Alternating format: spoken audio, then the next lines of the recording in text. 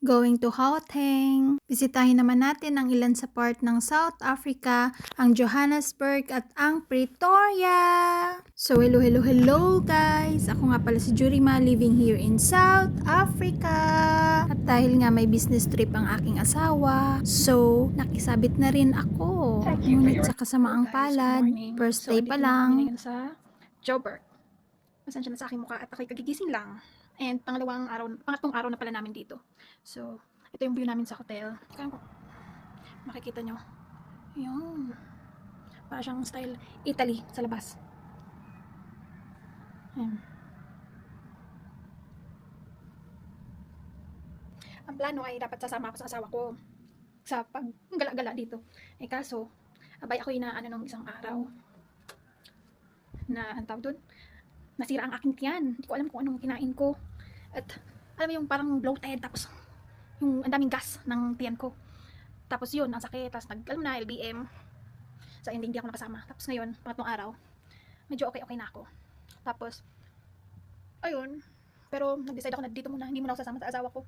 Dahil para makapagpahinga. Ayun, and then, nalate akong gising ngayon. So ang oras ngayon ay 9 na yata. Magti-10 na. So, ayun. So tomorrow, pupunta kami sa ibang lugar naman. Kasi ito ay malapit sa work ng asawa ko. Dito sa Joburg. So, kaya dito kami sa may, ano ba to? Hindi siya actually Joburg pa. Kumbaga ano siya. Ano bang lugar to? Midrand. Yun. Tapos, bukas pupunta kami sa may, ewan ko kung saan, maglilipat kami ng hotel na malapit naman sa Pretoria. Para ma-visit natin yung ating friendship doon. Long time, LDR. LDF. Long-term friendship. Charot. So, yun lang guys. Wala tayong ganap today. Gawa ng, hindi naman ako nakakasama. So, pambihira. First day, second day, nagkasakit tayo dito. Hindi ko alam kung tubig ba, kung sa tubig. Kasi, nung nagkumain kami sa restaurant ay, bottled water naman yung ininom ko. Hindi ko alam kung ano nakasira sa tiyan ko. At ba't ako nag-LBM. So, anyway guys, yun. Maybe later we will gonna go somewhere else. And I will show you what it looks like here. Hello guys, so ayun. Dahil maganda-ganda na ang ating pakiramdam today. So, naisipan namin magala-gala dito. Look at how, ito, pinakita ko lang to sa inyo from the, ano ba yun? From the window. Hindi nyo yata makita at, ano ba yun? Masilaw. And madumi ang aming window. So, style siya Italy na mahal. It looks like Italy. Yeah, but it's only here in Johannesburg. Monte Cassino. So we are going here to Monte Cassino, and let's see what it looks like here. Is the mall?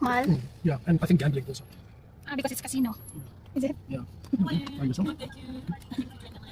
Pagbasok mo pa lang dito sa mall, hindi mo aakalaing nasa loob ka na ng mall. Feeling mo ay lumabas ka ulit. Feeling mo lumabas ka sa ibang lagusan patungo sa ibang part ng mundo. Napakaganda at talagang na-amaze naman ang lola nyo. Kudos doon sa nakaisip ng concept ng mall na ito. Para kang nasa isang village na naglalakad-lakad sa street, madaming ilaw. Feeling mo nasa Italy ka talaga. Pero hindi, nasa South Africa lang to. And also no worries kung nagutom ka, kakaikot-ikot dahil kahit saan ka tumingin, puro restaurant ang makikita mo. At syempre, kung gusto mo namang magwaldas ng pera, pwede din dito dahil nga Monte Cassino to, so may casino dito. Pwede kang magtapon ng pera hanggat gusto mo. Charot! At dahil wala kaming perang pangtapon, so pera lang ng pangkain ang meron kami. So naghanap kami ng makakainan dito. And nakita ko tong cherry blossom. O saan ka pa? Cherry blossom in the mall. Kahit na anong season, may bulaklak siya. Hindi siya nawawala ng bulaklak, guys. Dahil nga pera lang ng pangkain ang meron kami. So ayun, kumain na kami. What's your food, Mr. Halloumi? And liver. Smile. Smile. Cheers. Cheers.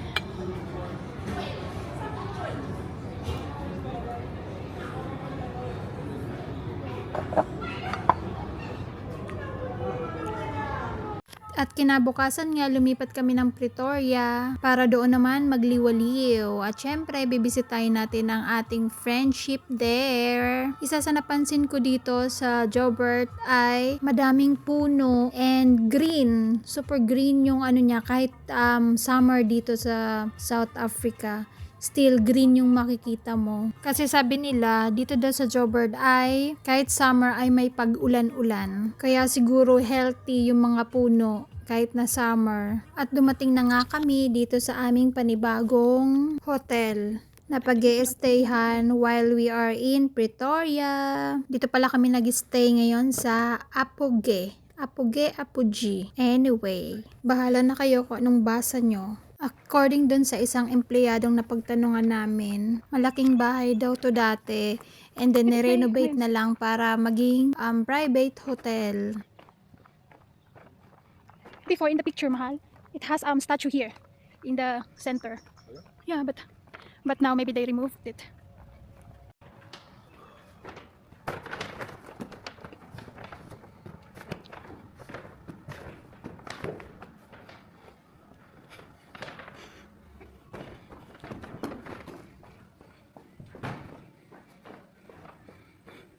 The pantry is closed.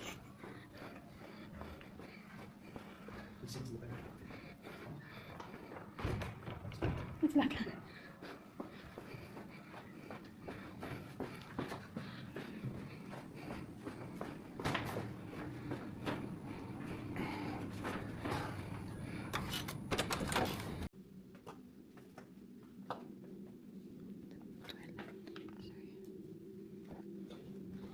this is the toilet, bathroom area. It's kind of huge. It's like take a bath, and then they have a mirror, and this is our mini bar. This is and then we have a mini lounge, and then the bedroom. And look at my groom. Look at my husband. And then, yeah, that's it. This is our room. And then, that's our outside view. I don't know how to. Here, look at our view from the bottom. We are in Apoge, mahal. Is it Apoge? Apoge.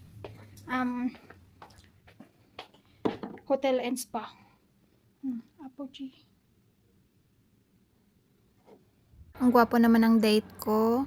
So ayun, dahil wala nga po kaming magawa, ay naisipan naming pumunta dito sa Menlyn Mall. Nag-shopping lang kami saglit. Wow, shopping! Charot, kumain lang kami dyan. And then, may nakita kaming arcade. So after namin kumain, so diretso kami sa arcade. Dahil wala ang mga bata, so kami ang nagpiling mga bata muna.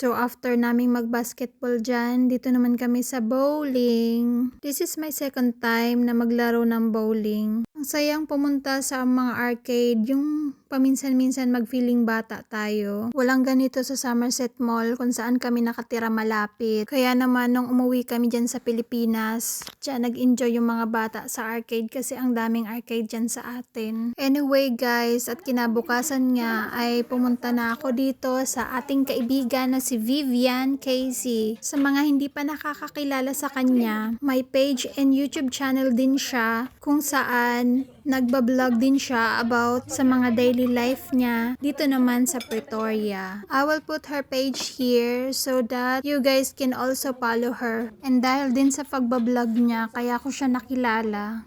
And siya din yung nahihingan ko ng advice about sa vlogging dahil mas matagal na siyang nagva-vlog kaysa sa akin. So anyway guys, kami nga pala ay nag-iihaw dyan dahil ang plano dapat ay ang mag-iihaw ay ang mga asa-asawa namin at kami ay magchichikahan lang to the max. But ang nangyari, ang nagchikahan to the max ay ang mga asa-asawa namin at kami ang mga pinag-ihaw. Pambihira. Buti na lang talaga multitasking ang mga girls. Pwedeng magchismisan habang may ginagawa, 'di ba?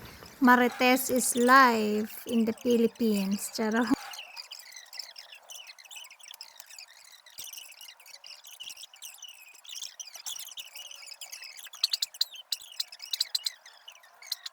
At dahil napagod na nga ang aming mga bibig sa kakadaldal, so ayun, buti na lang at may siomay. So, kain tayo. Dito yung ano. Oh, chicken on.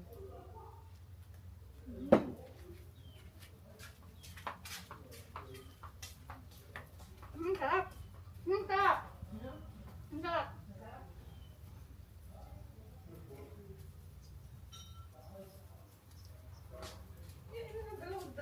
Dalawa ay siya ang mag-best friend.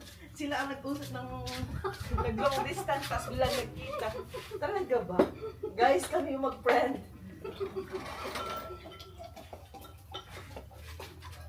Masarap yung luto ko nito.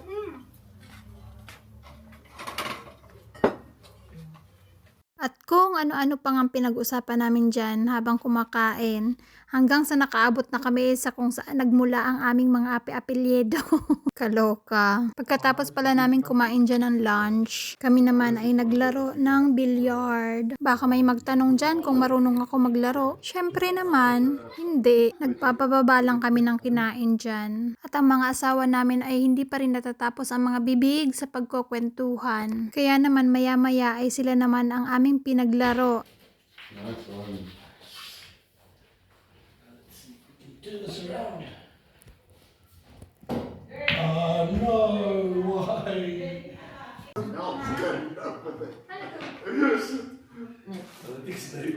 At ngayon naman ay nagtingin-tingin ako ng mga seeds niya dito dahil mahilig din siya magtanim ng mga Filipino vegetable. So ayun, meron siyang mga iba't ibang klase ng mga seeds dito. So ayun, naghingi ako syempre. At syempre, walang katapusang kwentuhan na naman. At dahil nakakapagod mag voice over, so ayun, tatapusin ko na to guys. Maraming salamat. Ingat po tayong lahat. Bye-bye!